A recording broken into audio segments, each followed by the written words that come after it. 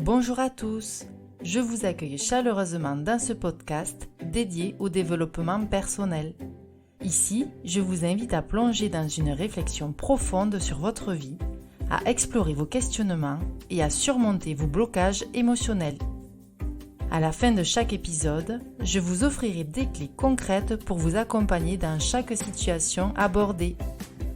Permettez-moi de me présenter, je suis Lise, naturopathe, et depuis toujours, ma passion s'est portée vers la santé au naturel et le développement personnel. Si le podcast vous a plu, vous pouvez partager ces moments à vos proches pour les aider dans leur quête personnelle. Et pour rester connecté et ne pas manquer un seul épisode, je vous invite à vous abonner. Vous pouvez aussi soutenir les podcasts que vous aimez car nous n'existons pas sans vous. Bonjour chers auditeurs et chères auditrices, bienvenue dans ce nouvel épisode. Je vais vous parler de la gestion des échecs et des déceptions afin d'en tirer des leçons et des bénéfices. Alors déjà, voici une citation que j'ai trouvée de Nelson Mandela qui dit « Le monde appartient à ceux qui se relèvent plus vite et plus fort après une chute ». Et je trouve cette citation très réaliste. Il est important et vital de faire face aux échecs et aux déceptions de la vie. De toute façon, c'est comme ça, il faut faire face. Parfois, nous pouvons mettre du temps à se relever, mais en fait, ce n'est pas grave. Le principal, c'est de se relever et d'avancer. Les échecs et les déceptions, ce sont les résultats qui ne sont pas conformes à vos attentes. Les attentes ne sont pas satisfaites du tout. Et lorsque nous sommes en échec, il y a une multitude de sensations, d'émotions négatives, comme par exemple de la tristesse, de la frustration, de la colère. Et cela va engendrer un mal-être. Notre santé émotionnelle va au plus mal à ce moment-là. Et parfois, cela peut durer dans le temps, et si c'est mal géré, eh bien c'est là qu'il faut agir, parce qu'on ne peut pas rester comme ça. Il est important d'accepter les échecs, car les échecs font partie de la vie. Et nous avons tous eu, à un moment donné, des échecs et nous en aurons toujours, toute notre vie. Je vais vous donner des exemples concrets. Imaginez, vous allez à un entretien d'embauche d'un poste qui vous intéresse énormément. Et au final, ce n'est pas vous qui êtes pris. Donc à ce moment-là, je pense qu'il y a beaucoup de tristesse et de colère. Comment rebondir ? Alors, soit vous préparez mieux votre prochain entretien, si vous ne l'avez pas bien préparé, car vous y êtes allé trop serein. Et en plus, ça va vous permettre de vous remettre en question. Et ça nous fait du bien. Mais si ce n'est pas le cas, que votre entretien était super bien préparé, vous avez tout donné, il y a une forte probabilité que notre poste ailleurs est fait pour vous, voire mieux que celui-ci. En fait, pour moi, il n'y a pas de hasard. Si vous donnez tout pour quelque chose et que vous n'y arrivez pas, que ça ne veut pas, ce n'est peut-être pas la bonne voie ou le bon endroit. Si vous êtes dans une démarche de développement personnel, ce que j'imagine vu que vous écoutez cet épisode, si vous êtes à l'écoute de vous-même, vos ressentis, de vos envies, vous aurez des opportunités dans ce sens. Concernant les études aussi, s'il y a plusieurs échecs que vous n'arrivez pas à avoir vos années, votre diplôme, mais même les concours, si ça fait 2-3 fois que vous le passez, peut-être que ce n'est finalement pas votre voie, votre destinée. Et peut-être que vous pourriez aspirer à autre chose, de plus pertinent pour vous. Et par conséquent, ça va vous guider cet échec. Et cela va vous permettre de vous rediriger vers une autre voie. Autre exemple, sur le côté cœur, nous avons tous eu des échecs et des déceptions, c'est sûr. Petite parenthèse, il ne faut pas avoir de regrets par contre. Posez-vous la question, car ce que vous êtes maintenant, ce que vous êtes devenu, c'est grâce au passé, avec vos bonnes et vos moins bonnes expériences de vie. Bon, je reviens au niveau côté cœur. Pour ma part, je me suis séparée du papa de mon premier enfant. Et je ne regrette absolument pas cette relation. Car grâce à cette relation, j'ai une fille extraordinaire. Et même si cela s'est fini, j'ai appris beaucoup de choses avec cette relation qui m'a permis de grandir. Et de savoir ce que je voulais et de ce que je voulais plus. Donc, aucun regret.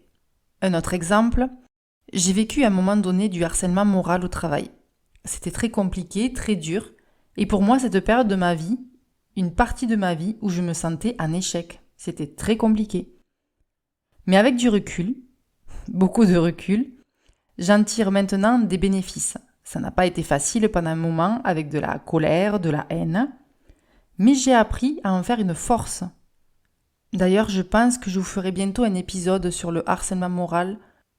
Je pense que ça peut être intéressant vu que j'ai vécu cette situation moi-même, si ça peut vous aiguiller et vous aider, pour vous aider à avancer.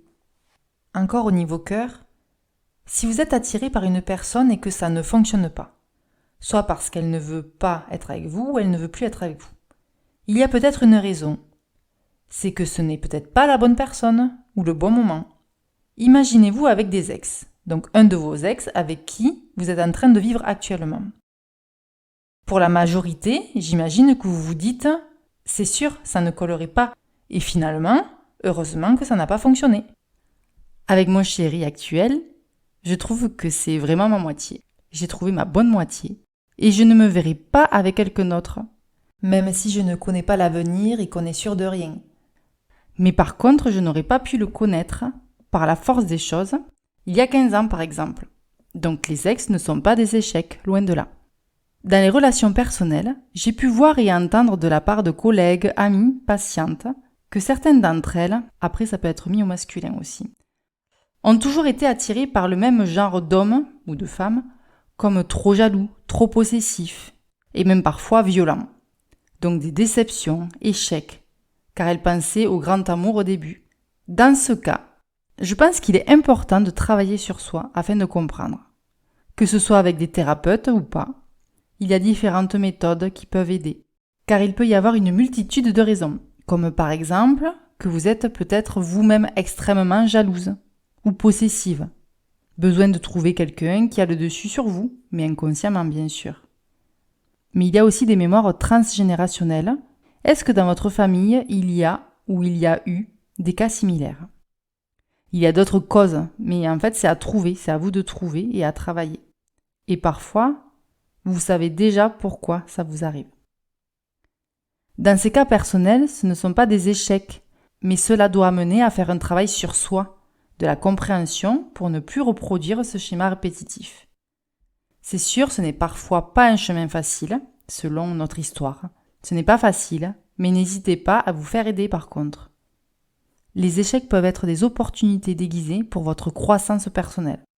Quand cela vous arrive, il y a des stratégies pour vous aider à gérer les émotions négatives, telles que la méditation, la respiration profonde ou le journaling. Le journaling est intéressant car vous voyez l'évolution de jour en jour, de mois en mois, et vous revenez en arrière et vous voyez à un moment précis comment vous étiez. Les affirmations positives aussi sont très intéressantes. Fixez-vous des objectifs. Si cela ne marche pas, autre chose marchera. Et si déjà vous gardez un côté optimiste dans la vie en général, tout sera plus fluide, c'est sûr. Il vaut mieux voir le verre à moitié plein qu'à moitié vide. L'échec est souvent considéré comme l'opposé de la réussite, et trop rarement comme une expérience pouvant se révéler enrichissante. Moi perso, j'essaye plein de choses côté pro, car pour ceux qui sont entrepreneurs, vous savez que ce n'est pas si simple que ça. Donc je teste, j'essaye. Ça fonctionne pas, puis cela m'amène à une autre idée, etc., etc. Je vous avoue, parfois ce n'est pas simple. La vie nous donne des épreuves pour évoluer, même si parfois on s'en passerait bien. Pour vous prouver que c'est possible et de croire que les échecs servent à quelque chose, il y a des personnes connues et reconnues qui ont eu des échecs avant leur gloire. Par exemple, l'auteur d'Harry Potter, Madame Rowling. Elle s'est vue rejetée par plusieurs éditeurs auparavant. Elle était à ce moment-là mère célibataire, ayant perdu sa propre mère, et elle vivait d'allocations quand elle commence à écrire Harry Potter, projet dans lequel elle croit énormément. Elle vit même une dépression, et elle rencontre enfin un agent littéraire qui s'intéresse à son manuscrit et qui, pour le coup, publie son livre. Et on connaît la suite. Et des histoires comme ça permettent de relativiser et de croire en son histoire même s'il y a des échecs. Il est aussi important de s'entourer de personnes bienveillantes et d'en parler, de demander conseil à vos proches. Le fait d'être en colère ou triste, c'est normal. Nous sommes tous humains avec nos émotions, mais cela doit vous amener à persévérer, à trouver des solutions.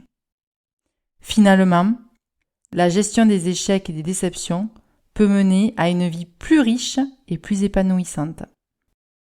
J'espère que cet épisode vous a plu et qu'il va vous aider au niveau des échecs et à plus relativiser. N'hésitez pas à vous abonner et à commenter. Je vous souhaite une belle journée, à très bientôt.